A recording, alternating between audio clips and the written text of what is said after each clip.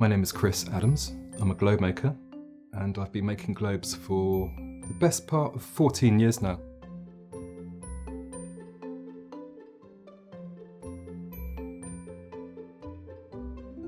To make a globe, you start off with a mould, and you make a very wet mix of plaster.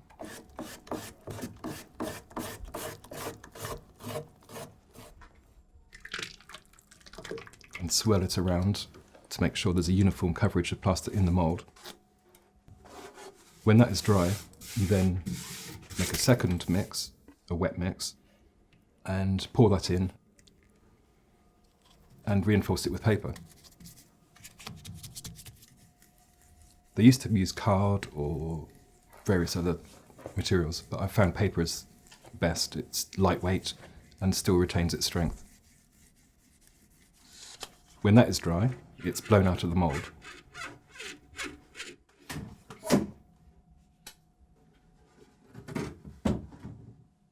And the two halves are joined together.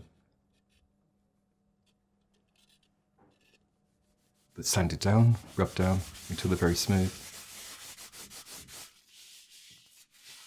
and given a final coat of shellac to strengthen it and to seal it.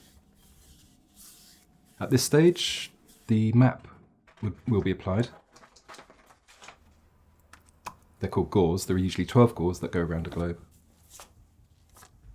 They are stretched onto the globe, ensuring all lines match up, so there's no overlaps, there's no underlaps. Everything should match up nicely. One of the things you have to bear in mind when applying a gauze is the fact that the paper will stretch. It's designed to stretch 2% in one direction. It has to be printed with that in mind. You have to reduce the artwork 2% to allow for the stretch. I've been doing it for so long that it's quite easy for me to apply the gauze and make the lines match up and make sure the paper behaves as I want it to. It's a skill that I've learnt and picked up, so I'd like to think I'm quite good these days. Once the gauze have been applied, they are given a seal and then hand-coloured, hand-tinted, and usually given an age afterwards to make the globes look old. I prefer to think of it as giving them a head start in the ageing process. I try to remain true to the materials and methods of traditional globe making. Obviously, I improve where I can. A lot of materials they used traditionally were animal-based, which I like to move away from if I can.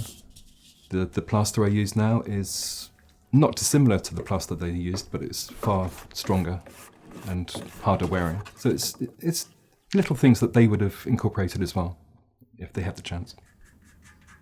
Globes were traditionally educational, which perhaps isn't the case these days, but I think a globe still has a role to play. It's nice to have something tangible in your hands to see exactly where we are in the world, where we would like to go.